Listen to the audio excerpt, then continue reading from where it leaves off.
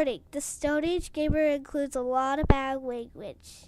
Cover your mother***ing ears.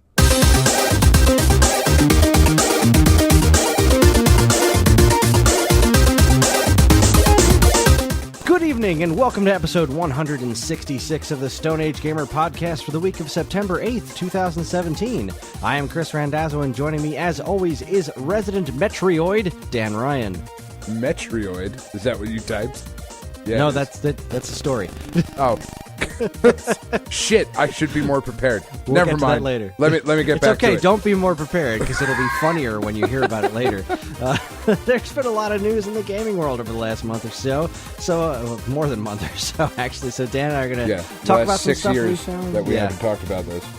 We're going to talk about some of the stuff we found most interesting. Before we go any further, here's your weekly reminder that you can email us at mail@geekade.com. Just include the word Stone Age Gamer in the subject line, and you can let us know what you think of our show, what topics you would like us to discuss in the future, or just say hello, because we always want to hear from you, listener. Real quick, last week at the end of the episode, I said Patrick Hickey was going to be on here, and that was a lie. He's coming next week. I clearly cannot read my own calendar. So I realized it right after we recorded the show, too. It was Dan and I talked about it afterwards. And I'm like, wow, I am an actual jackass. And, well, that we all knew. Yeah, but now there's scientific proof of it, so.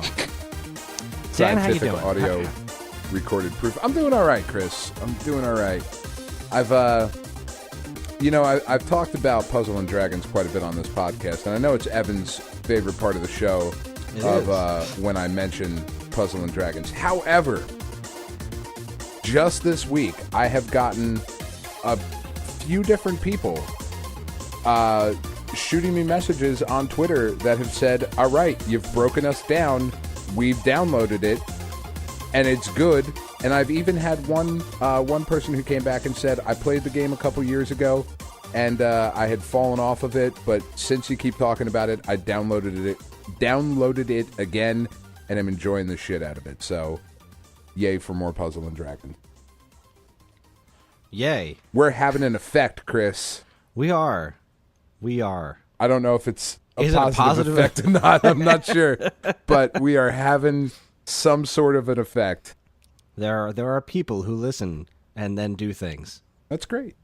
It's kind of like, but not for nothing. It's kind of cool. It is kind of cool. When the two of us worked at Toys R Us together and we sold video games, we thought, we can affect these people's lives by selling them E.T. for Game Boy Color. But we never thought that we'd be able to take it further than that. No, that was about the height of our powers. We could do funny things on the cameras in the back room. Yes, tea parties. In the booth. No, tea parties in the booth. But those were oh God, that was so much the halcyon days of yore. However, but now we do it and nobody pays us to. No, now we just fucking do it because it's a Wednesday and we don't have much else to do on a Wednesday night. But having that it's validation to a point, but because I've always wondered that, because I will listen to podcasts or get recommendations from different shows or people that I like or whatever, and I don't ever send anybody messages. You know what I mean? I'm not like, hey, you did a cool thing, so I dug it and downloaded it and liked it. But people have reached out to me, so people are doing the same thing that I did with other shows, and that's just kind of cool. I agree with that. Yeah. I concur with that sentiment. I do send messages to people. As a matter of fact, I just reached out to. I became a Patreon of Poop Poop Fart. Why wouldn't you become a Patreon of Poop Poop Fart? Poop Poop Fart is surprisingly, name aside, he's like the most not the most amazing, but one of the most amazing video game cover people I've ever seen. Really, he ranks up there as far. It's pretty different from what Ollie does. Sure. It's more like he uses all kinds of weird stuff to make the cover songs, and he does covers of songs that I never thought I would ever hear anyone cover ever. Like Cobra Triangle's theme music? No, but David Wise. Weird stuff from Donkey Kong Country 2, like Mining Melancholy, like all these things that don't use traditional instruments, and he does this. It's incredible work with like lots of melodicas and PVC pipes and a cajon and like all kinds That's of cool. really, really awesome stuff. And his name is Poop Poop Fart. And I was watching. See, I just recently found out about the guy. Apparently, he's been doing this stuff for years, and I just found out about him like maybe I'd say about a month or so ago. And I was looking through his YouTube channel, and I found this like update. Apparently, he went away for a while, and he came back, and he went to go open up a Twitter account, and the name Poop Poop Fart was already taken. So he opened up a Twitter account, Crap Crap Toot. Wow. I love this guy. Wow. That's amazing. So yeah, I just reached out to him. I became a patron, and I asked him a couple of questions, and I asked him if he'd be interested in being on the show. He hasn't gotten back to me yet, so fingers crossed, because I would like to talk to the man who calls himself Poop Poop Fart. I would also like to speak to the man. We need to get on this Patreon thing, Chris. We do need to get on this Patreon. Let's handle business on the show. This is riveting. This is good podcasting right here. Also, speaking of Patreon, I haven't really had a chance to flip through it yet, but I got the new issue of Nintendo Force in the mail. I'm stoked because it's got Metroid on the cover, and Nice. It's amazing. I can't believe that we're so close to playing a new Metroid game. Literal days away. away from playing a new Metroid game, and the fine folks at Level Up Entertainment were able to snag me some of the amiibos, so I'm going to get Nice. the pair of amiibos. I don't even have a way to use them in the game. Sure. Like, I don't have that little disc scanny thing, although I might seek one out now that I know I'm getting the amiibos. But, like, there's a squishy Metroid amiibo. I'm so excited. Well, like, what's going to be really interesting about this Samus Returns remake is that Sakamoto is involved in this one. Mm-hmm. And the only, like, the only non-Metroid Prime games that Sakamoto has not been involved in was Metroid 2 originally. Yeah. That's the only one. So to see this guy who has had arguably the biggest influence over the direction of the series for good or bad. I would say mostly for good. Mostly for the good. only I thing mean, he Other screwed M up was is- the story in Other M. Yeah. Like, I still maintain the gameplay is fine. But to see There's- what he does with what was there is going to be, like, I'm really interested to see, like, if there's, like, if you can see any little fingerprints on it. You know what I mean? Yeah, I mean, I read an interview with him where he was saying that he just has so much respect for what they did with Metroid 2, and he was really excited to kind of put his stamp on it. I can't wait. I cannot wait to play this game. It's such an interesting kind of, and that's a podcast I'd like to do. Let's schedule it for January, where we talk about how the Nintendo R&D 1 games, because the sequels to the games that they made, Kid Icarus and Metroid and things like that, were production of the NES was winding down, and R&D 1 then was developing the Game Boy, so they moved the games that they developed over to the Game Boy. That's why you get Of Myths and Monsters and Metroid 2 on Game Boy instead of SNES. It's an interesting show there. Word. All Well, right. like, look at this. Let's Taking do that. care of business. January. On the show. Done. I'm really excited about it. I think it's going to be really cool to see how it compares to Metroid 2 and how it compares to AM2R. Which is actually, we are doing a podcast on that in a couple Yes, of we weeks. We're going to be talking about, because Dan and I are obviously both getting this game, so we're going to talk about it in a couple of weeks, pretty much comparing it to AM2R and the original game and seeing how it holds up and what's good, what's bad. I'm just so excited to play this game. And honestly, all I've been doing gaming related this week, besides like a little bit of Splatoon here and there with my son, is like I rewatched the old game trailers Metroid retrospective, which is it's so super good. I love watching that thing. And I've been playing a little bit of Metroid Zero Mission, just because It's great. 'cause it's Zero great. Mission is phenomenal. Yeah, and you know what? I don't want to go too much farther in this, but the thing about this this new Metroid game is that it's the first dark, and I don't mean dark as in like serious dark. I mean like visibly dark Metroid 2D Metroid game since Super Metroid. Yeah. Because Zero Mission and Fusion were both very colorful. Very. And, especially Fusion. Yeah, and it was because the Game Boy Advance didn't have backlighting, so you have to make those games nice and bright and bold. And that's not a bad thing. Those games are freaking masterpieces. Oh, but sure. This game looks dark. It and does. It looks like the art style, the art direction of a modern Metroid game, and I'm so stoked. Anyway, all right, so let's On to the news. on to the news. That's So, kind of news. That was kind of news. We will be getting to another piece of Metroid news in a bit, right before the break, actually. But the first thing that's coming up here is the piece of news that came out recently that I am the most excited for, and I'm kind of surprised that this isn't showing up in more places. The prototype for SimCity for NES has been found. According to the, let's see, it showed up on a Nintendo Age a little while back, and let's see, some dude walked into a game store and traded in, I guess, traded in these prototype carts. It was in, so he traded them in Portland? Is that where the store that acquired them is? Big Daddy Ramirez is the owner of Back in Time. This is coming from Nintendo Age, a chain of game stores in the Seattle area. And like unicorns are wont to do, they both walked in the other day. We just got off the phone with him, seeing as we've been waiting for this moment all our lives, it seems, and learned that both copies will be making an appearance at PRGE this year. That's the Portland Retro Gaming Expo. So yeah, they both copies walked into a game store, and which is crazy. and like, it makes sense that they would appear in Seattle, Nintendo having their American headquarters this is where in this Seattle. Kind of stuff comes from. Yeah. But it makes you wonder what else there might be that we just don't know about. Like, what else? Like, this is crazy. SimCity, these proto carts are there. Star Fox 2 is going to officially be released this year.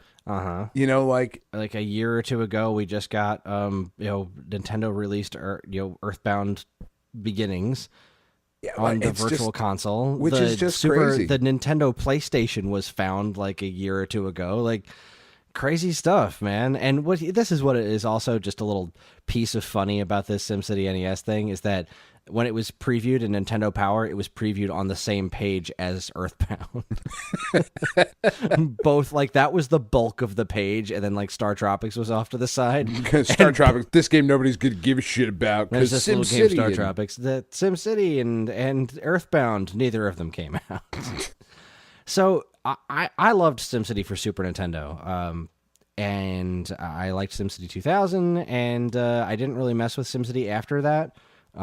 But I am really, really excited to try this. I hope it gets dumped. Like, I hope it finds its way online, and not just because I want to play it, but more than anything in the world, I want to hear it. Because from what I've come to understand, this is also a Soyo Oka joint, and she did some of my favorite game music, including the Super Nintendo version of SimCity, Pilot which has Wings, phenomenal music, Super Mario All-Stars. I mean, Soyo Oka is the original Super Mario Kart. Like, this woman did some great music, really, really classic Nintendo stuff. And I'm pretty sure she did the music for this. There was a guy, and now I'm totally blanking on his name. Steve. I think it's Brad, but he did this. It's always Brad. He fixed the music for Star Tropics for NES. I did this, talked about this on Waveback a while ago. He went in and fixed this weird glitch and made the music work right, because there's a couple of glitches in the music in the original NES game. And I follow him on Twitter, and he just mentioned that he was super excited because about the music. And I was like, wow, I was thinking the same thing. And he mentioned that it was like new Soyo Oka stuff. Well, not new, but stuff that nobody's heard. New to everybody else. That would be like me finding like new Weezer shit.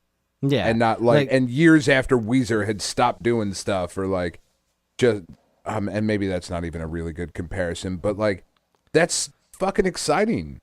Yeah, and I don't know if that's substantiated. I can't say for sure that the music is Soyo Oka's. No, it's official.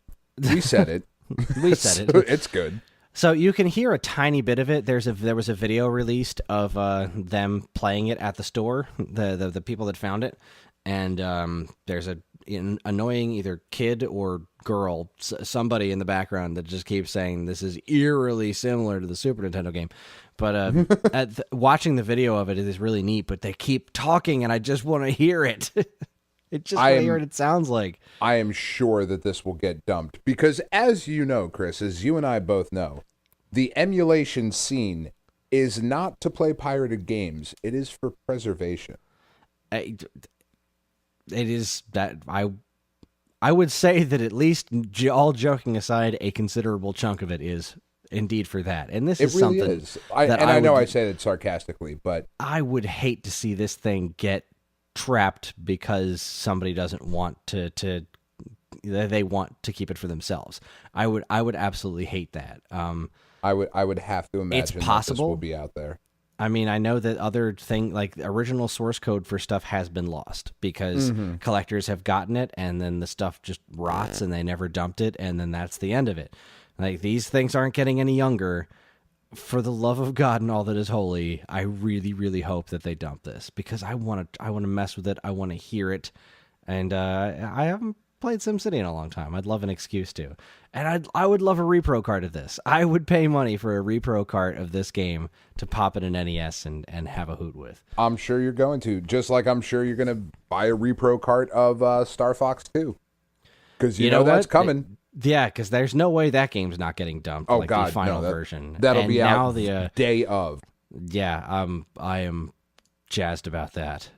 Yeah. But we'll talk a little bit more about Star Fox 2 in a little bit. Actually, you know what? What the hell? Let's just bring it up now. Oh, man, I had such a good segue with carts, but all right, whatever.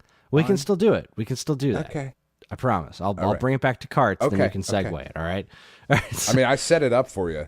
You did. Put it on a T. So Star Fox 2, Nintendo, in I guess an uncharacteristically awesome Nintendo move, which I guess is kind of this whole Star Fox 2 thing, they put an instruction manual for Star Fox 2 online, like just a free instruction manual for the whole game, which is kind of awesome. It's got lots of artwork in it from Star Fox 2, and it's an old school instruction manual. It's awesome. It is, and included in this is the actual design document for Star Fox 2, which is all in Japanese, but it is so cool to look at. It's on graph paper, and it's all handwritten. It's just literally the original design document for the game with, stage layouts and all sorts of funny diagrams and pictures, and I love it. It's I very can't believe cool. this happened. And you're right, it is somewhat uncharacteristically cool of Nintendo to do something like this, because they usually play very close to the vest. Yeah, I mean, this is one of those. This is a real look behind the curtain, and that's just fantastic. I love this instruction manual. The instruction manual alone was enough. Like, I didn't even realize the design document was there when I looked at this on my phone at work, and then I was looking up news stories for tonight's show, and I saw that the design doc was in there, and that just melted my brain.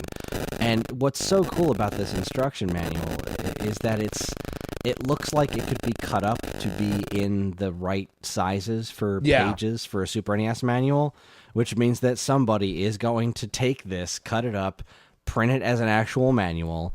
They released the cover art for this game, like the box art, quote unquote box art for it. So somebody's going to be able to make this into a proper cartridge and release it, and I will buy the heck out of it. Hey, Chris, though. Yeah. Is there a website where you could get game boxes? Well, there is a website where you can get bit boxes. Which is StoneAgeGamer.com. They do bit boxes. Tell me about bit boxes. Yeah, bit boxes are very nice. Although there is another place I would send people to look for reproduction boxes for games that never existed, which is Uncle Tusk. Yes. He's got some really awesome stuff. That's where I bought a box for my Mario Duck Hunt and my Super Mario All-Stars plus World Class Track Meet for NES, like games that never actually had boxes. He actually has a box, and has had for a long time, a box for SimCity for NES, which I've always wondered why, because it doesn't exist. It does I guess now. it's just for funsies. super, super cool stuff on that site. And if you just want to get a really durable clamshell box, bit boxes are awesome. Yes, they Shameless shilling. But yes, if Absolutely. somebody does put this together and make, because there's a lot of Star Fox 2 repro carts out there now, but a finalized official one with an official like really all the official stuff that was never released, I'd be pumped about buying that cartridge. I would be pumped for you to buy it because I'm still awesome. not going to play it. I can't wait. I got my pre-order. I can't wait. I'm so excited. Did you get one? You got a pre-order in? I did get a pre-order in. Nice. I can't remember if we talked about that on the show. We didn't. When I had to go to GameStop. I know I wrote about it on Stone Age Gamer I blog. don't read what you write. It was I have to talk to you. That's enough.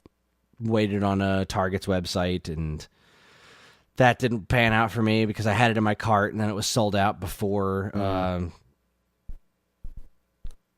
Sorry, I was just got a weird text message. Yes, it was sold out before I could complete the transaction, which was fucking bullshit. That's annoying. And then I've had that happen with beer. Ugh. So I know, like trying to get tickets for like a rare beer release, and like everything's in the cart. Yeah, same. It's fucking. It's annoying. Well, I saw online like a few minutes later that GameStop was taking pre-orders, but in store only. So I picked up my my FAA credentials and told my boss I'd be right back. I'm Middle out. of the day, I was like, I gotta go take care of something. And I drove over to GameStop, and they had 7 available, and I was number 6 in line. Wow. Yeah. Wrote a whole thing on it. See, it's called quote unquote significantly more quantities. It's over on the Stone Age Gamer blog where significantly more my ass. That's all right. I'm just gonna walk in and buy one. So cartridges. Yeah. You said you had a segue for cartridges. Oh, I did earlier. I said, like repro carts, and then we were going to talk about We're bringing it back, Dan. We are bringing it back. Cartridges. It's not as well done as the first time, but it never could be. I can never do anything as well as you. That's certainly true. I'm really excited about this story. I am really excited about it too. Capcom re-releasing collector's editions of Street Fighter 2 for the Super NES. Full cart, manual, box, the whole thing. Functional Super NES cartridges. Brand new. It's awesome. I love that this is happening. This is the kind of stuff. It's frightening that this is happening, I think, because this is just if this does well, the glut of releases will probably get ridiculous, but this is a very cool thing from Capcom, who tends to be a little shitty with their anniversaries. But they're going to be $100, and they're going to be distributed in 2 forms: glow-in-the-dark Blanca green and opaque Ryu headband red. And if I'm reading this correctly, you won't know which one you're going to get. Does it matter? Well, one of them's solid red, the other one's glow-in-the-dark green. I think the glow-in-the-dark green one's kind of cooler, but I would want the glow-in-the-dark green one. As would I. I wouldn't want a red one, but I don't want it at all because I have the original cartridge. As do I. I think this is really cool. I do. I think this is a very cool thing. What's the company they teamed up to do this with? I Am 8-Bit. I Am 8-Bit, yeah. And Yeah. I know they've done other stuff before of similar respect. Let me look up I Am 8-Bit real quick, because what else did they do that I care deeply about? They did, Well, I'm seeing, they make socks. Yes! They make socks. I don't think that's what you were referring to. That wasn't what I was referring to. I feel like No. there's like some sort of like soundtracks and stuff like that. There's a Res Collector's Edition on like audio cassette. That's the word I was looking at. Collector's Editions. What is this? Res Infinite PC Collector's Edition. Looks like an audio cassette. Hyperlight Drifter for PS4. They did the physical game for Res, it looks like. That was it. Hyperlight Drifter Collector's Edition. That's where I know these guys from. Mm-hmm. That one came there. It's I don't think it was an actual functioning cartridge though, but for Hyper Light Drifter they made a Super NES cartridge of it in a Super NES style box and everything. It was a collector's edition of Hyper Light Drifter. See, that's fucking cool. It just came with the game shell, and it came with a Steam, PS4, Xbox One code, which is cool. That's very cool. And now they're making an actual Super NES cartridge, which is effing rad. Well, and like there's a lot of this sort of stuff that happens. Like there's the physical version of Axiom Verge, and the Shovel Knight version. And like limited run games. Limited run games. That's who it is who does this, and like it's always very small production runs, obviously, because this is not a mass market thing. But it is. They're not making new Super Nintendo games. Yeah, but it is very cool. Yeah, it's like one of the musicians I really, really love. This dude, Frank Turner. He put out a record like 5-6 years ago called Tape Deck Heart, and you could pre-order it, and if you pre-ordered it, you could get a cassette. It was like, that's just ridiculous. Like, vinyl is a thing that I still don't get, but whatever. Like, nobody wants to listen to cassettes, but the fact that it was there was awesome. Agreed. Yeah, there's no, nobody's reminiscing about the high fidelity of the cassette days. No. Really, the only thing good about cassettes was mixtapes. Yeah, that was really the only good thing, but now I'll just make you a playlist. It's fun. Probably the most enjoyable thing about this, I remember reading the official press release for this, and there is a warning at the bottom, and the warning reads as follows. Use of this reproduction game cartridge, or the product, on the SNES gaming hardware may cause the SNES console to overheat or catch fire. The SNES hardware is deemed a vintage collectible, so please exercise extreme caution when using the product and make sure there is fire extinguishment equipment nearby. Use of the product is at the sole risk of the user. That's awesome. That is awesome. I love everything about that. Fantastic. What's not to love about that? All right, moving right along. Did we talk about the Atari suing Nestle thing on the show? No, we didn't. It's a weird story. It's kind of hilarious. So Nestle made a Kit Kat commercial that aired in the UK where it looked like Breakout, kind of. Mm-hmm. And Atari was just like, give me all your money. God damn it, Atari. What? Don't be shitty. Like, now wait a second, Atari. They're making a commercial with Kit Kats that look like Breakout, but Nintendo was allowed to make Alleyway. Taito was allowed to make Arkanoid. Like, I'm sorry. Like, what is it about this Kit Kat commercial that is so specifically infringing on your Breakout property that? Well, there have been Breakout clones for eons. I know. What the hell? I don't know.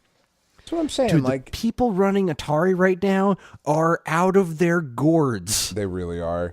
And you know what? Let's get into the console market again, because that's going so well for everybody else. Oh, we're not going to be the Ouya. You know what people need? They need hats, but with speakers in them. Speaker hats. Wave of the future. Did I see a Kit Kat commercial that looked like Breakout? Sue the crap out of him. What is going on at Atari? I don't know. And it makes me so sad because it's the best logo. It is the best logo. It's the best logo. I want the Atari box to be something kind of cool. I cannot imagine what it is that they think they're going to put on the market that's going to stand up to absolutely anything, but I don't want know it to that be cool. They can imagine. At all. Like what they're going to put out. It's just, we're doing a thing. I mean, they're trying to revitalize that brand, and good on them for trying to revitalize the brand and not approaching it the way the people who currently own Coleco are doing that. Well, because there's an inherent love for like 8-bit NES games, and there's still an ability to play those games and appreciate them, even for young kids. Yeah. However, for the most part, with some exceptions, I would wager, if I sat a kid down, if I sat one of my daughters down, with adventure and be like, fuck is this? What are you doing? This is stupid. But they would play Zelda. It's just too far back, so... They were extraordinarily primitive, and there are definitely games that still hold up. And sure, combat is still fun if you're an adult. But, so the Atari box can't be a retro-focused thing, because that's not going to work. No.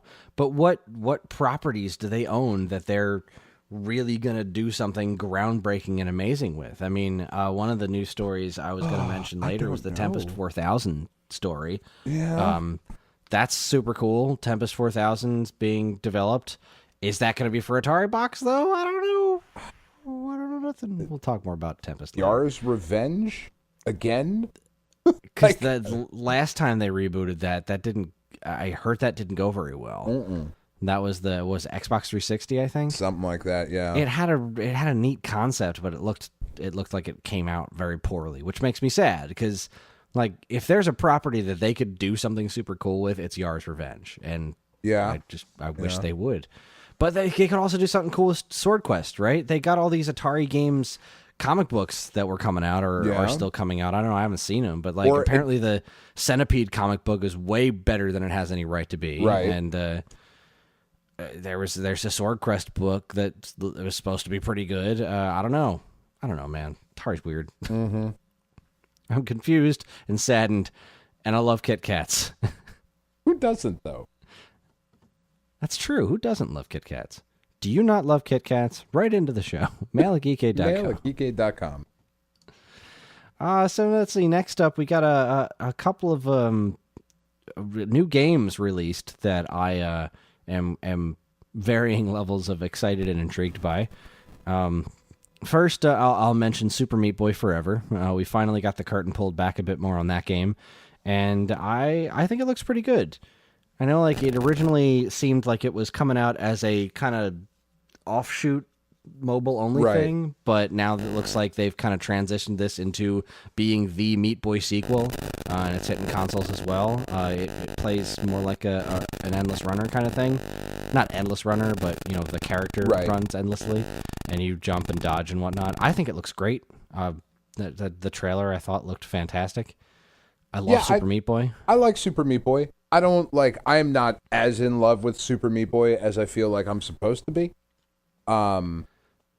It's fun, I'm really, really stoked that it's coming to Switch, the original one, because I have bought that game twice now, and both times I've never spent as much time with it as I wanted to, and I think that the Switch is going to solve that, because I feel like this game, I was begging for this game to come out on 3DS. This game needs to be portable. This game needs to be something I can pick up and play real quick, and then move on to something else. Yeah, just get a level or two in.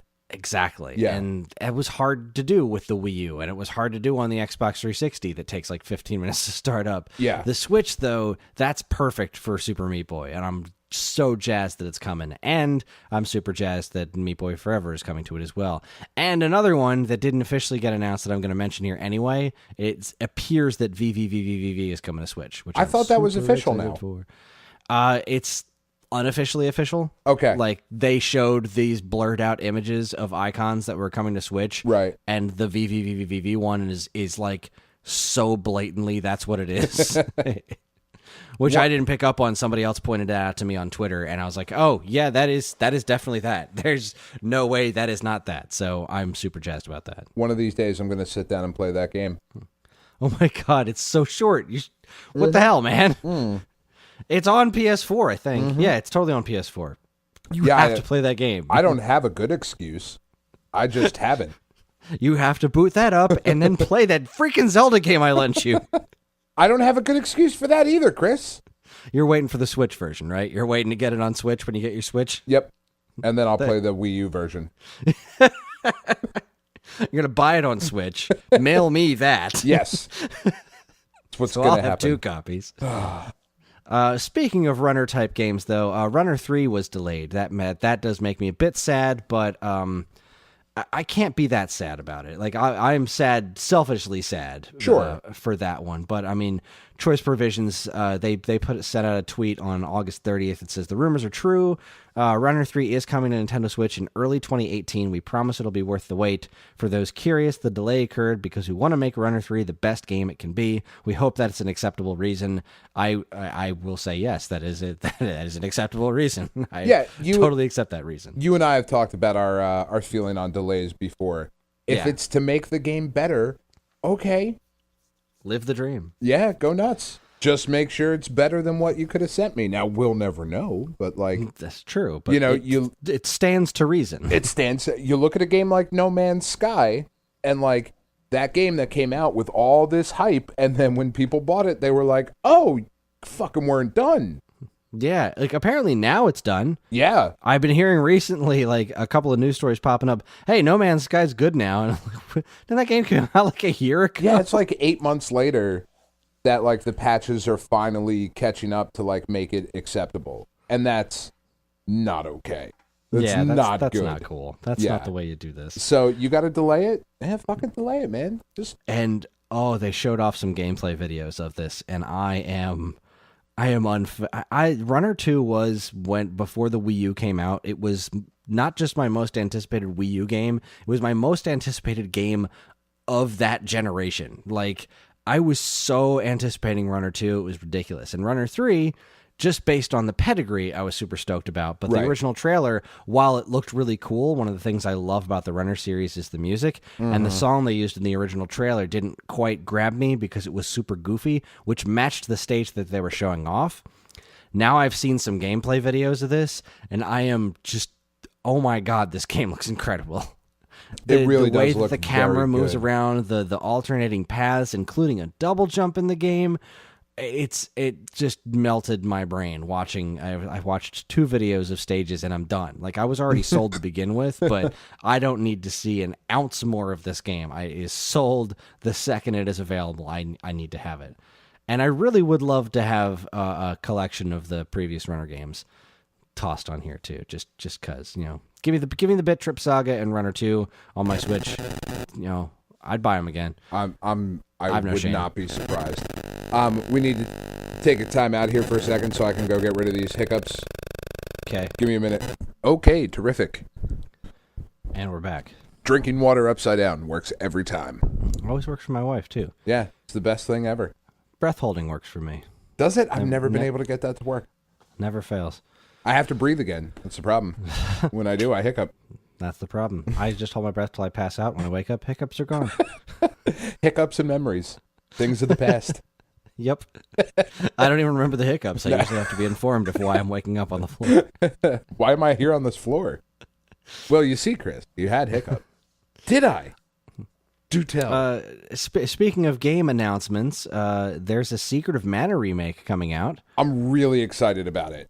That looks really sweet. I'm kind of weirded out by the fact that it's not on Switch.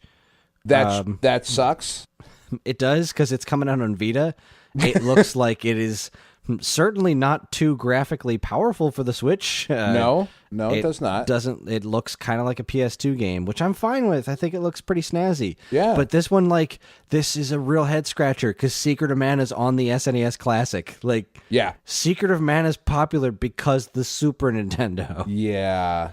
I don't know what's going on there. It's kind of weird. It doesn't make a ton of sense, but Secret of Mana is an excellent game. Yeah, it is excellent game, excellent music. Yeah. I'm just happy that it's happening, Me too. I wish it was on Switch? Yay, but maybe it will be. It's still happening. Exactly. Who knows what the future holds? Square seems to enjoy the Switch. That's the other thing that's so weird about it. Square's making all kinds of shit for Switch. Which they just said that they announced some sort of thing they're going to be talking more about, that Octopath Traveler game, which looks stupid cool on the Switch, which they haven't talked about since that original launch video. Such a horrible name, though. Yeah, terrible name. Stick it next to Bravely Default. What the hell, man? Ugh. In completely confounding game announcement news, they're remaking Fear Effect. Sure. Sure. I like the Fear Effect games. I can't say that I ever spent any time with them. They're good. It's a neat little mechanic. I don't know that people were clamoring for it. Yeah, I mean, it's the original Fear Effect. Square Enix is putting it out. It's called Fear Effect Reinvented, coming out on, oh, look at that, Nintendo Switch, Square Enix. What the hell? Why is this hitting Switch in secret? What the hell? Switch, PS4, PC, and Xbox One, because nothing, like, there's not even a comma when I'm looking at this on Polygon.com. It's just PC and Xbox One, because they're basically the same thing. They are the same thing now. Because there are no Xbox One games anymore. It's all PC and Xbox One. I'm so confused by that platform. Is there on the Switch, like on the screen, when you take it out of the dock, is there a camera on the back of it? No. Okay. I was gonna say, Does there need to be? Well, for something like Fear Effect, there could be, like a cool camera mechanic that you could maybe work out some way with that and make it portable. Well, I mean, that's Fear the Effect's thing. the game with the cameras, right? I'm not thinking of the wrong thing. Am I? I think you are. I think you're thinking of the game with the camera. That's a Fatal Frame.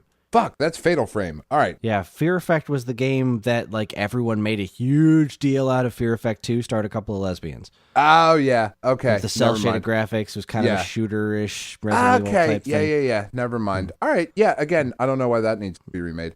Yeah, but I was thinking of Fatal Frame. I'd get. Fatal Frame's got a big cult following and whatnot. They still make Fatal Frame games. Yeah. But, sorry, that fucking total brain fart on that. Total poop fart right there. Total, got a little PPF going on. Little PPF. Damn. I'm getting old, Chris. You and me both. Getting old. Older by the minute. So, yeah, that's the thing that's happening. There's a teaser. You can check it out. It's happening. Can't stop it. But the game announcement that's the best. The game announcement that is super exciting, beyond all super exciting. There's a new No More Heroes game coming out. That's pretty awesome. Travis strikes again, right? Yes. Strikes again or strikes back. It's oh boy. And this is so ridiculous because this is not No More Heroes 3. No. This is a like No More Heroes offshoot where I'm watching the trailer and I'm like, all right, this is just classic No More Heroes. There's Travis touchdown with his lightsaber, getting into a fight with a guy, and then a game system starts talking to him.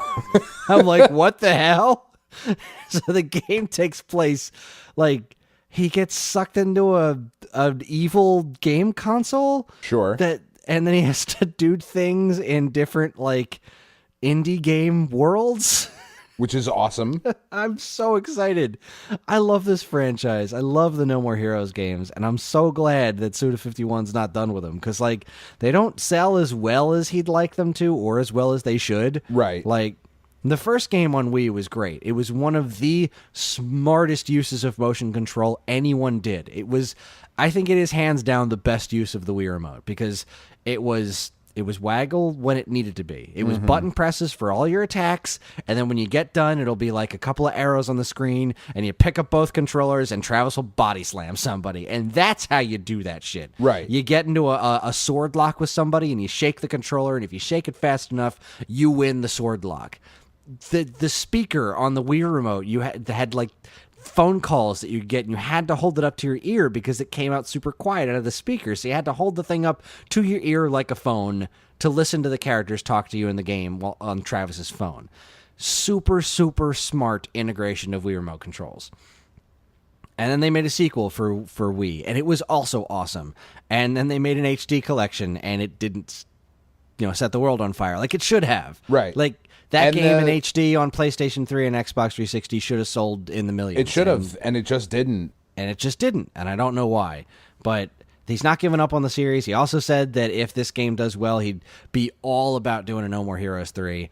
I think that the Switch is a really good place for this game. It is. I feel like the momentum that the Switch has with this kind of weird game is really on point right now. I feel like this is probably the best home for it, either this or PS4. And I'm glad he went with Switch because I'm a Nintendo fanatic. But I'm just glad it's not on Xbox One. I would not be surprised if this makes its way to PlayStation 4 at some point. Really, only because Suda51 has put most of his games have ended up on a PlayStation console. Mm-hmm. I mean, I love this. I've loved this dude like since Super Fire Pro. You know what I mean? Like, I've loved him since Killer 7 because I didn't know about Super Fire Pro. Killer 7 is incredible. The Samurai Champloo game that he made is great. Good. No More Heroes is great. I didn't know that was him. Yeah. Cinemora, the shooter. Oh, I didn't play that. I didn't play Killer is Dead either, but I heard that was great. It's so good. Fucking Lollipop Chainsaw. It's fucking fun. Like, it's not he makes crazy games. He makes weird shit, and I love it. I love that. Yeah, I absolutely love it. And then Travis Touchdown is such a ridiculous character. I wish there was a good way to get him in Smash Brothers. Yeah. Because, like, he's even more risque than Bayonetta. And, but he would be so awesome in Smash Brothers. He would be hilarious. Mostly just because I want a Travis Touchdown amiibo more than, like, anything in the world. Suda51 makes punk rock video games. He does. And that's awesome. It's funny that you say that because was it him? I feel like it was him that said, I need to look this up now. Suda51. Riveting. Like, he is very much, his shit feels like a very punk rock DIY, like Trauma Films kind of aesthetic, and just, I'm doing this shit because I know what I want to make, and nobody else can make this thing that I want to make. Yeah, Suda51 was recently quoted as saying that he likes Nintendo. He likes making his games for Nintendo consoles because he feels that Nintendo is, quote, by far the most punk hardware manufacturer. Mm-hmm. And I guess I get that. No, I don't disagree with that at all. The only reason I don't disagree with it is like the company itself is not punk, but I would say that the hardware itself has a tendency to be different for different sake, you know. Yeah. And sometimes that works out well, and other times it's the Wii U. But it's marching to the beat of their own drummers. Exactly, they do their own thing, and still you gotta love that. Such a shame. The Wii U is such a good system. It is a system with a lot of good games on it. That's what I'll say. Anyway, back to business here. Let's do one more news story and then we'll take a quick break. Okay. And this one just puts a big dumb smile on my face. So I'm poking around on the old Twitters, and I noticed that Nintendo Force, who I follow on Twitter, as well as Andre Seegers from Game Explain. Andre Seegers posted the picture of the limited edition Metroid Samus Returns box art. Right. And if you look at the back of it, Nintendo misspelled the word Metroids. That's awesome. Nintendo Force pointed out on Andre's tweet on August 29th that Metroids is misspelled as Metroids. They're the text on the Game Boy back cover. They're the much it's got a reversible scarier cover. Yeah, the much scarier older brothers of the Metroids, the Metroid. Yeah. So yeah, they're they got leaves and everything. It's weird. They also said Nintendo is pulling a Capcom over here. That one time they spelled their own name wrong on a game, which was hysterical. Fabulous. Capcom is awesome. They misspelled Resident Evil on one of their games. They left the IGN logo on Okami for Wii. Capcom's awesome. But this is some funny stuff. Yeah, it's so the collector's edition has a reversible cover, and when you reverse it, it makes it into the Game Boy box art, which is awesome. That's pretty cool. And it's got a word for word. Because I was looking at it, I compared it to my Game Boy box, and it's got a word for word matchup of the back of the box for Metroid 2, except they misspelled Metroids in the text. Which, I mean, good job, guys. They couldn't find like a file to just copy paste. Somebody had to type it from scratch. Had to, and they just didn't spell check Metroids, because I guess you can't really spell check a word that's not a word. No, you can, because you add it to your dictionary the first time you spell it right, and then it's just in there. Then it's just in there. Valid point. God damn. And it's the collector's edition too. Like, this reversible cover isn't in the standard edition, which is kind of shitty. I don't feel like that should be a collector's edition thing. You know, I mean, I agree.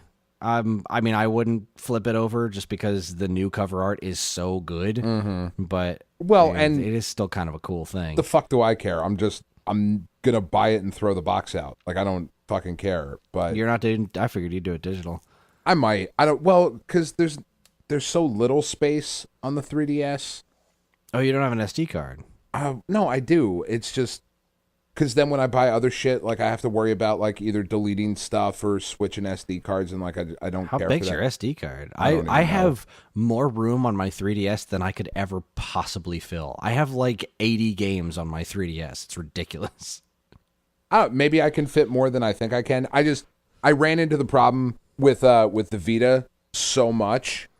The Vita used proprietary friggin' memory cards. I know, and I have the biggest one, which was very expensive, but like I don't know. I might just get it digitally, but I don't have a ton of like 3DS games.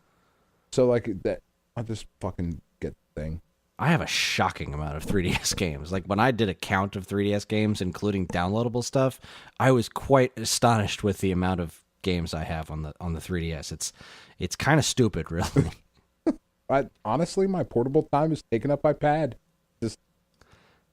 And I assume Pad is one of your 3DS games, right? No, it's not. I don't have that. You didn't get that? No. You didn't get Puzzle and Dragon Z? I heard it was there was a really good version. I'm sure it is. I don't need another version. At this point, with a Japanese account, an American account, and an alternate American account, I don't... This isn't about need, Dan. This isn't about need. We're not talking needs here. No, that's fair. That's fair. All right, we're going to take ourselves a quick break. When we come back, we're going to talk about a few more news stories and call it a night. You're listening to the Stone Age Gamer podcast from geekade.com. Stick around. Just saying, if any of our listeners want to contribute, somebody does have a birthday coming up in October. So it's my wife. She has a birthday. No, it's not your wife. Wait, I'm your wife. Shit. You're my man wife.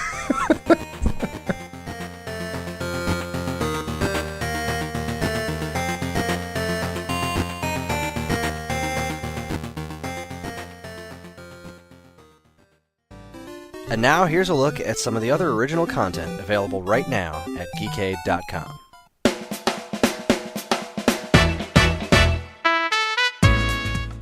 First up, autumn is in the air. The leaves are changing, kids are going back to school, mercifully, and every food now has a pumpkin spice-flavored counterpart.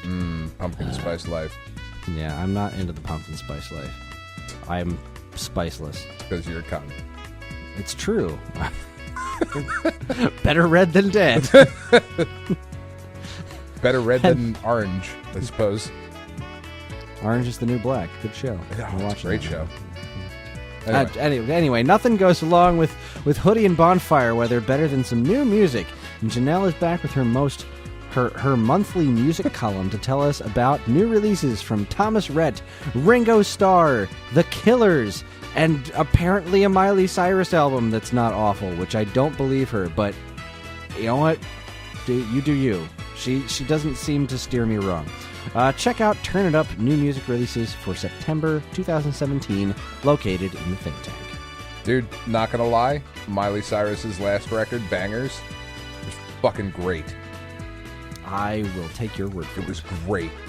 Like, not even just that Wrecking Ball song, which is awesome, but like, it was just weird and fucking strange and interesting, and it was fucking great. Unlike the new Katy Perry, which I don't know if you've seen the new Katy Perry video, but you really should, because I am so far away from anything relating to modern music, it's ridiculous. Well, that's fair. I just want Iggy Azalea to come back, Kris. That's all I want. Anyway, next, Dave and Jengas are back to discuss all matters in tabletop gaming. Along the way, they cover the big commanders in Commander 2017, their personal uncards, the recent Laxin leaks? Yaxin? I think it's an I. I think it's Ixalan. Ixalan? I spent like 4 minutes trying to pronounce that last night on Twep. Does it matter? Not to me. Okay. Sexy Jace, some of their D&D preferences, and the Game of Thrones RPG. Get all the gaming action you can handle in You Shall Not Pass Go, episode 19, Leaks and Tweaks. Leaks and tweaks. I assume I'm not supposed to read that as leaks and tweaks. This is also funny. See, I didn't write this. Karen wrote this, and I read the one that you just read last night. Right. And I pronounced it as leaks and tweaks because I assumed that was some D&D or Magic the Gathering term I didn't know about. I mean, she is an editor, correct?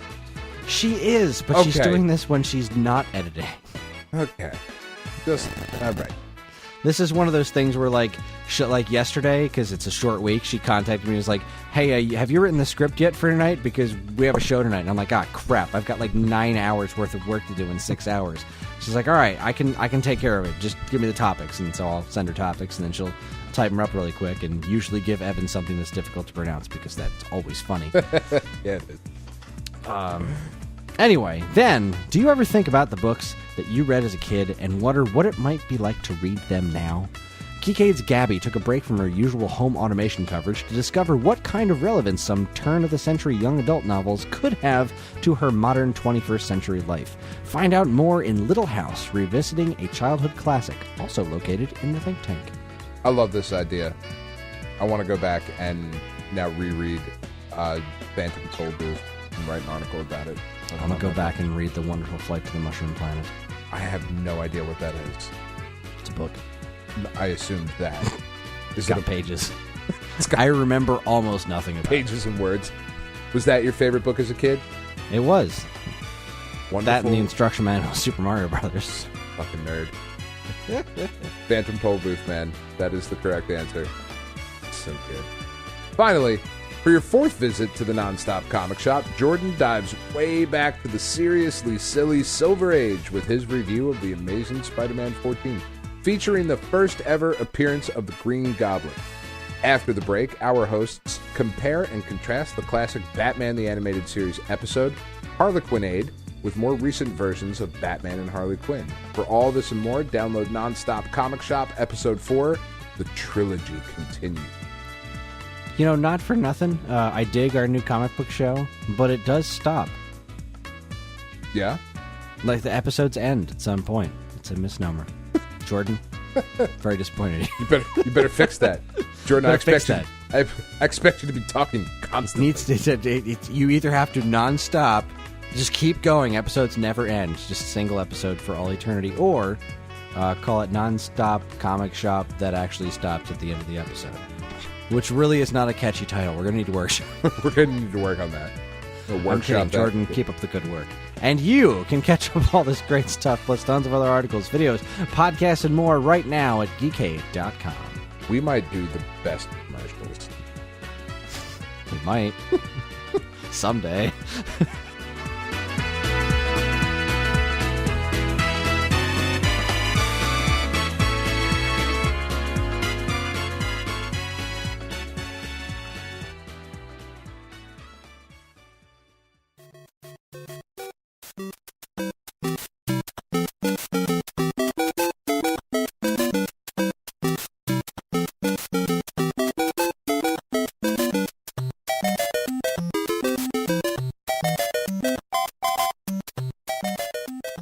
All right, everybody, we are back. We've got a few more news stories to talk about. First up is the most important announcement in the history of announcements that I don't even know if it actually got announced, but I discovered it. So here's what happened. The other day, I don't even know how I got here, but I discovered on Amazon that there is a perfect edition of Bubsy the Woolly Strike Back. This game is getting a physical release. I did not know that. And there is a limited edition called the Perfect Edition, which includes the game, the Bubsy Woolly Strike Back official soundtrack, Bubsy's business card, and a mystery postcard. It's for PlayStation 4. It's $40, and Dean and I both immediately pre-ordered it. Jesus Christ. I don't even have a PlayStation 4. Holy shit. And this is what happened with PlayStation 3. Metal Gear Solid. Metal Gear Solid was coming out on PlayStation 3. It was Metal Gear Solid 4. I pre-ordered the limited edition of that game and bought it before I had a PS3. And Bubsy is doing this to me on PS4. And this is what Cosmic Injustice is all about, because I I was able to snag a pre-order for the limited edition of Bubsy, but not the limited edition of Metroid. I on the same order got the limited edition of, and there's a new trailer for this Bubsy game, and it looks freaking terrible. Looks bad, and I'm so excited for it. Yeah, I ordered this and Metroid in the same order, and I felt dirty and wonderful at the same time. Because I have every version of Bubsy except the twofer, because there's no physical version of that. Well, I mean, why would you? Why wouldn't you? Why wouldn't I spend an extra $10 for something as completely effing absurd as a limited edition of this Bubsy game that nobody wants? Why this? What? This really is absurd. And like it comes with a soundtrack. Okay, sure, Great. But then you've got like this mystery thing and a mystery postcard and a Bubsy's business card. That kind of shit came with the Genesis version of the original Bubsy for free. What if this is a great game? It might play great. Like when I say that it looks crappy, I mean that it physically looks awful. Like it just doesn't look good. But I mean, it looks like a competent platformer. See, here's the miracle of modern technology, though. Instead of only quipping between stages, now Bubsy doesn't seem to ever shut the fuck up. Which is so much better. It looks like a masterpiece of torture. What if it's the best platformer ever made, though? I would be astonished. We'll have to quit. We'll have to stop. We'll have to go back to picking on Ninja Turtles for NES. We really will. Until somebody remakes that. Are we the reason, Chris? Somebody was doing this for Dean. Somebody did this just Some for listener Dean. of the show was like, I'll show that motherfucker. Seriously, I'm sitting at work. I looked at something on Amazon, and this Bubsy thing showed up, and I immediately messaged Dean, and his immediate response was pre-ordered. It's like, fine, me too, done, I'm in. It's a wonderful thing to be an adult with some amount of disposable income. This is the dumbest purchase I think I've ever made in my life. Oh. Yeah, I don't know. I've made dumber purchases. This ranks. This is up there. It's up there. So let's see. This is a weird piece of news. Mario is not really a plumber anymore. Mario is now officially a freelancer. Yeah, no shit. Like, is that something we needed to be told? Like, is that something that needed to be official? I guess. I mean, I can't remember the last time he actually plumbed anything. He hasn't plumbed anything ever. Like, he just went through a pipe. He didn't fix anything. Technically a plumber in Mario Brothers, the arcade game. Him and his brother went down into the sewers to try to... Look, Chris, in all of his power-ups, has there ever been one with a wrench? You know what? I feel like there's got to be. There just has to be. The be. most on-the-nose one has never existed. He's been a fucking space explorer. He's had a talking water pack. He's played soccer for some reason, and tennis. Baseball. He's been a referee. Racing. Yep. Construction worker. Demolitions expert. Well, he's been a scientist. Typing tutor. A doctor. He's never had a wrench in his hand, though. The plumber has never cartoon had a wrench in his hand. Cartoon. That doesn't count. Super Mario Brothers Super Show. He plumbed the crap out of things. He found the secret. They're the Mario Brothers, and plumbing's their game. They found the secret warp zone while working on the drain. I don't think that. Oh, it counts. I don't think it. Dennis Hopper, Super Mario Brothers the movie. Plumbers. Poor dead Dennis Hopper.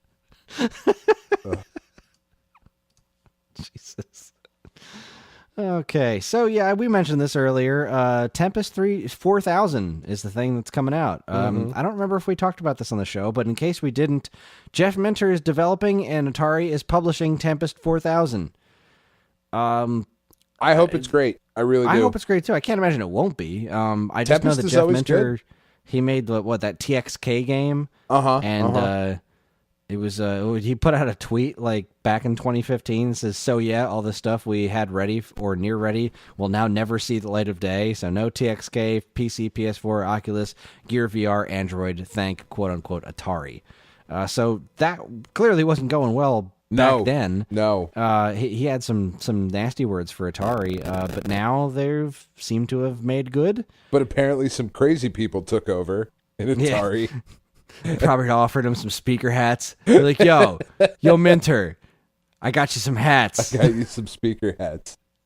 They may not make America great again, but they will ruin your fucking hearing. Let's go. Tempest 4000. They'll annoy everyone around you. So they'll make you kind of great. Have you ever wanted to listen to music with your eyes? Because that's where the speakers are, over your eyes. That's how eyes work, right? Specifically, yes. So that's neat news. I'm happy about it. Tempest 2000's awesome. I never played 3000. I don't remember what 3000 was on. Tempest games are always good. Yeah, good times. Yeah, Tempest. So I think we mentioned this on the show once before, and I don't remember why, but there was a thing called Barcode Battler for Game Boy. Yeah. Somebody finally properly emulated it. Like made that business happen. Apparently you've been able to like do sorts of things with it for years, but this dude like actually sat down and made that shit work. It was like, no, I'm going to make this work for real. See, I'm looking at a website called Retro Collect. And let's see. Where's the guy?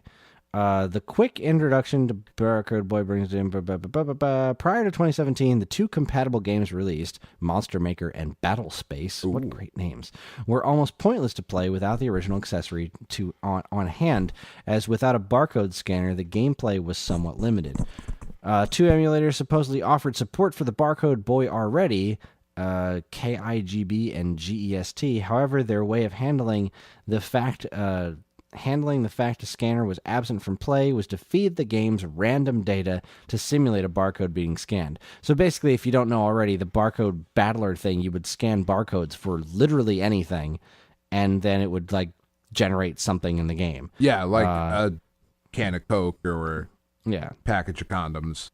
Yeah. Or both. So this dude named Shonumi went balls to the wall and just made a legit version of it. So there you go. It's been done. Yay. Get on it, folks. Who has this much free time? I love that it's a thing. Like I do too. I am so over the moon about it. I love it, but at the same time I'm befuddled. I'm befuddled. This is why I'm confident SimCity will be dumped. Fingers crossed, man. It's got to. Those people have to let go of the cartridges long enough for somebody to do it. That's what it comes down to. Is that like they need to let someone do it. It's not a matter of perseverance on anyone's part, other than maybe them breaking into their houses and stealing it if they want to be dicks and just hoard it forever. But speaking of over the moon, an astronaut took a picture of the moon with a Game Boy camera, and it's awesome.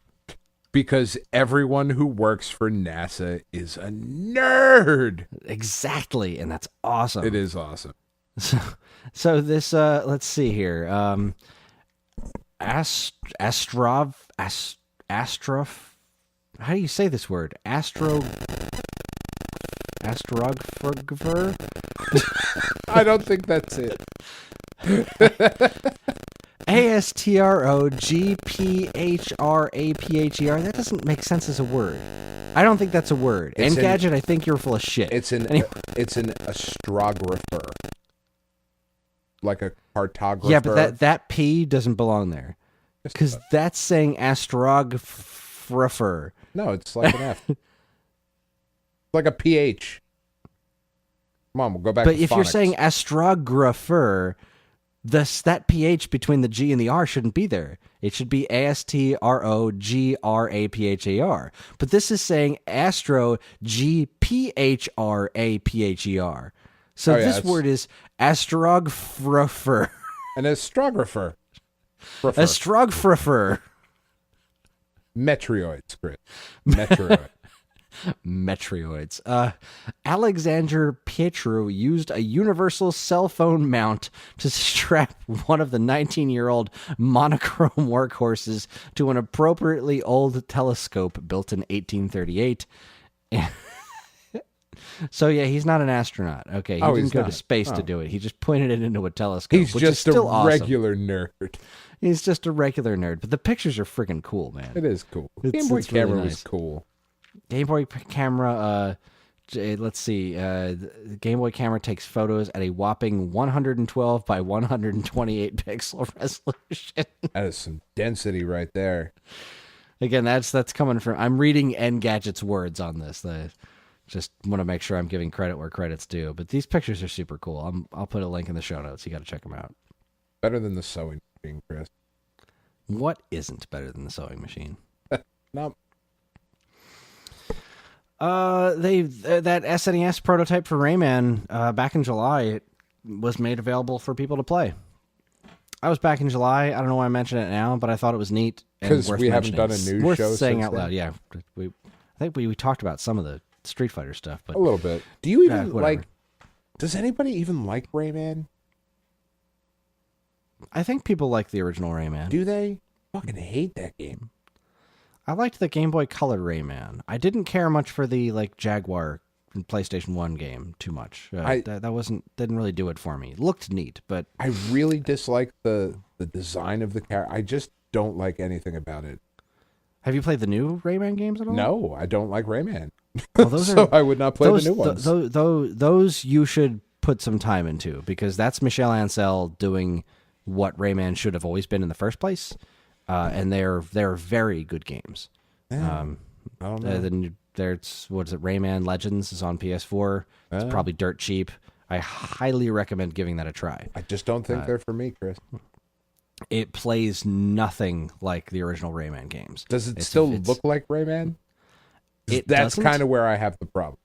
The art direction is completely different. Like he's still technically that. I mean, he's still technically that character, but he looks far more stylized. Looks a lot better, and the worlds around him are stunning.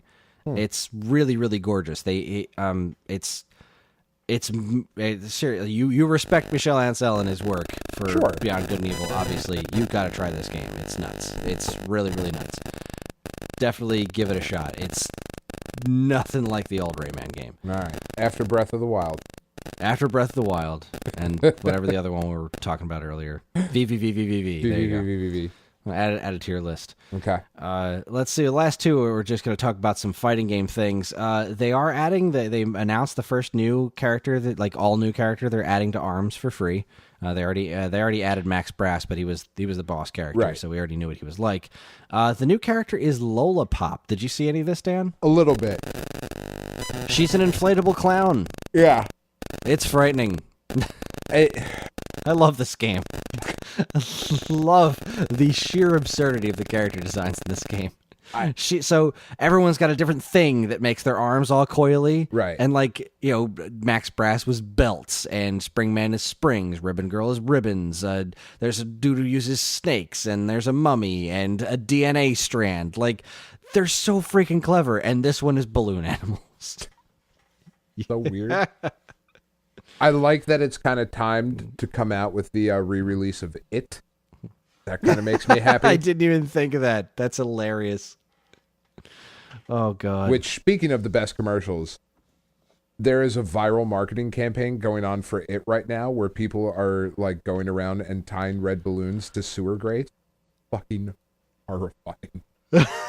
If you were walking by a sewer grate and you're of a certain age and you saw a red balloon tied to it, you would shit your pants.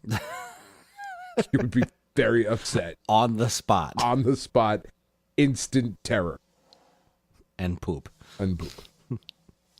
Lola Pop. I'm excited. They haven't announced exactly when she's coming yet, but it's a free update for ARMS. I'm game. That's very cool. I'm in. Yeah. She looks ridiculous. She does. In a good sort of way, though.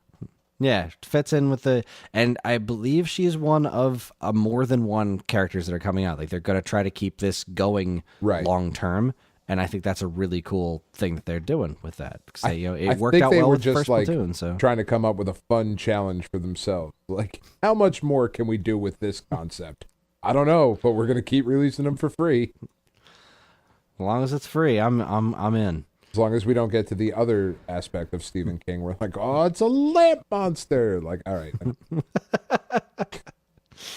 All right, our last news story. I don't remember if we mentioned this. I don't think we did. There's a fighting game from Eureka called EXC coming out, and it's going to have Darun Meister and Skullomania from Street Fighter EX in it. It was announced on April Fool's Day, I think, and it's announced to be coming out on April Fool's Day. So there still seems to be this big question of whether or not this is actually a real game. But there's trailers. It looks real. And it's got two characters from the awful Street Fighter EX games. I kind of like Skullomania, though, just because he's so awful. Like, I like both of these characters. Just Street Fighter Skullomania EX is so dumb, bad. but it's like, I don't know. Skullomania, he kind of owned his dumbness, and I thought Darun was a pretty decent character design. I think Doctor in Dark is a little freaky. Well, there wasn't a lot of great original characters in Street Fighter EX, I don't think. I do think it's weird that that none of the EX characters appeared in any future Street Fighter games, because I think it would be really cool to have them reinvented in a 2D Street Fighter game proper, but if they threw them in Street Fighter 5, they'd probably suck anyway. give me Skullomania in Street Fighter 5. What it is about Street Fighter 5, but it does not work for me. I wish it did, because I love Street Fighter to death, but I vastly preferred Street Fighter 4 to 5. Anyway, yes, this is a thing. This is kind of cool. I hope it's real. Cool. Me too, because they look good, and I don't know if Eureka's good at making fighting games. They made Street Fighter EX, but what else? What else have they done? Or IKA? What do you guys do? What is your list of games? I hope it's Street Fighter just EX. Street Fighter EX. Oh, they worked with Nintendo on a bunch of stuff.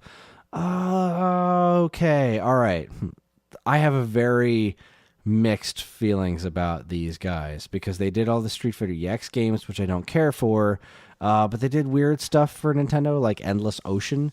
Okay. But they also did the Dr. Mario games, which I feel have been played well, but are very lazy, like as far as presentation is concerned. Not that you need to have a crazy presentation in Dr. Mario, but I wrote an article about this a while back, how like each progressive Dr. Mario release gets lazier in its overall presentation. Like they've used the same menu, like the actual assets from the damn menu over and over again. Well, but it's they much also like an did actual doctor. Like True. after a while, you just get like you have a fucking cold. Go away. They also did the 3D classics for the 3DS, and those are phenomenal, especially the Kid Icarus one. Right. Adding Just all the backgrounds and making it look cool. Outstanding. The Kirby's Adventure one was great. Twinbee was great. Urban Champion was pointless. I assume somebody put a gun to their head and said, make this 3D, and they said, sure. Why not? You're going to pay us, so okay. The Excite Bike one was great. I mean, so yeah, these guys have a weird history of games. They made a Dragon Ball game at one point, a couple of Tetris games. So they've done some, Tekken 3D for 3DS. They did that. That's kind of cool. That one's not bad. Yeah. It's not the greatest Tekken, but it. No, but they made it portable. They made a decent playable portable Tekken game. Yeah. Like, because Tekken Advance was weird. Yeah, that's not. So, yeah, that's it. That's all we got for you, folks, ladies and gentlemen. That's our show. How you feeling, Dan? I'm tired, Chris. Yeah, me too. I'm not usually tired when we do the show, but I'm tired. Yeah, I'm pretty beat. I've been working hard at work, so I haven't been doing that. I'm just tired. Just It's just lack of sleep and getting older. oh my everything. It's all about excitement for Metroid at this point. Yeah. Stoked. All right, that's our show. Join us next week when we'll be joined by author Patrick Hickey Jr. for real this time. For real, we promise. I'm not lying. To talk about his new book and about how games were made. I've read a preview chapter, and I'm very interested to hear more about it. These are the words that I read last week because I didn't bother rewriting the script because I'm talking about the same thing. Once again, you can get in touch with us at mail@geekade.com, as well as all flavors of social media that we inhabit. You can like us on Facebook, find us on Instagram at Geekade, subscribe to our YouTube and Twitch channels for all our latest video content, and follow us on Twitter at _Geekade. You can also find us individually on Twitter. I'm at Geekade Kris, that's Geekade KRIS, and Dan is at Geekade Dan. If you're interested in more information about anything we discussed here tonight, be sure to check out our show notes. And while you're at it, you can also subscribe to this and any of our other wonderful podcasts on iTunes or Stitcher. Or if you're super duper nice, you can leave us a super duper review, because any and all feedback is welcome and appreciated, especially when it's super duper. We'd also like to thank our intrepid editor, Evan, for making the show listenable for all you folks. We'd like to thank Mark TDK Knight for our show's theme. You can check him out on SoundCloud and Bandcamp, or his website, which we have a link to in the show notes. Again, always remember to keep your eyes on Geekade.com, where we post something new every single day. You heard me. In October. Yeah, that's we're September. So far, so good. That's it, everybody. On behalf of Dan and myself, keep playing games.